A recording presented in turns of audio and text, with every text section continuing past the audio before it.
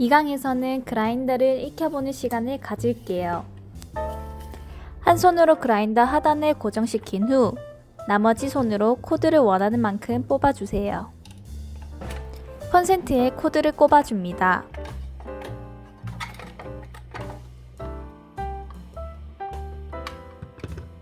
뚜껑을 열고 본체를 살펴보면 일자형의 칼날 2개가 보입니다. 그라인더 날의 형태는 다양합니다.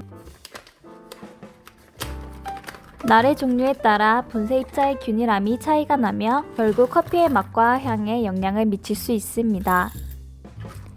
원두 8에서 10g 정도를 투입하여 분쇄 입자에 따른 입자 차이를 비교해 볼게요. 각각의 분쇄도가 어떤 도구에 적합한지 파악이 되면 집에서 다양한 홈카페 메뉴를 즐길 수 있답니다. 전원 버튼을 누르는 동시에 스톱워치도 같이 눌러주세요.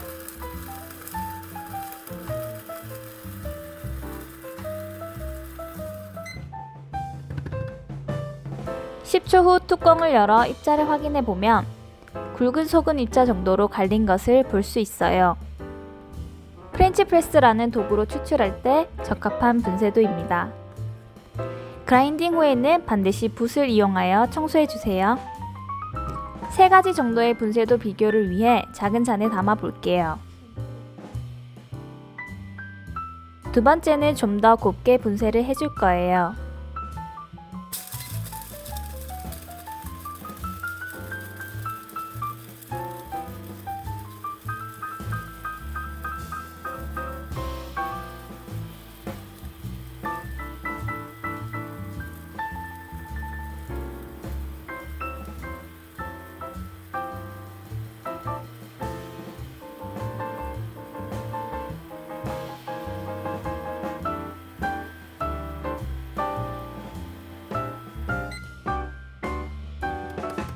확실히 그라인딩 시간이 길어질수록 열이 발생하여 정전기가 일어나 뚜껑이 잘 달라붙죠?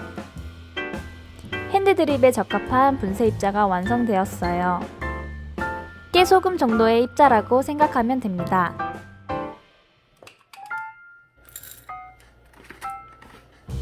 세 번째는 완전 곱게 분쇄를 해줄 거예요.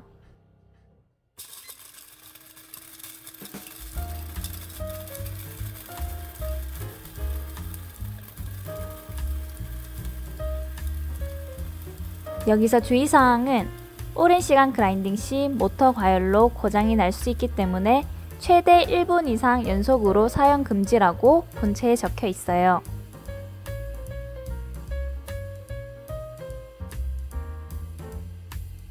(30초가) 넘어가는 경우 사이사이 텀을 주면 좋아요.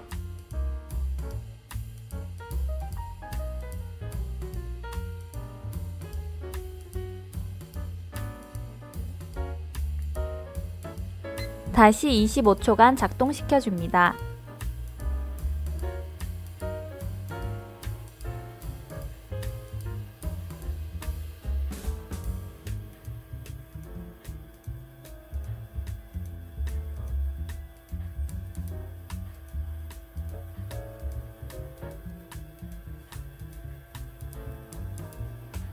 (55초가) 되면 그라인딩을 끝내주세요.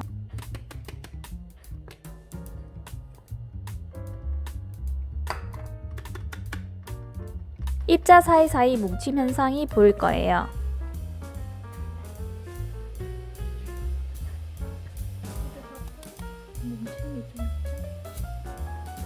드디어 우리 수업에 쓰일 에스프레소용 분쇄 입자가 만들어졌어요.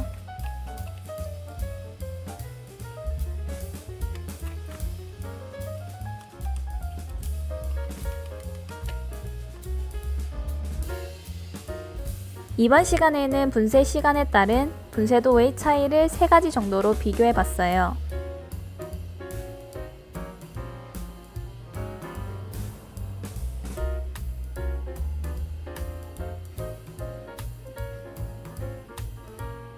이번 수업 미션은 오늘 배운 분쇄도 그라인딩 해보기입니다.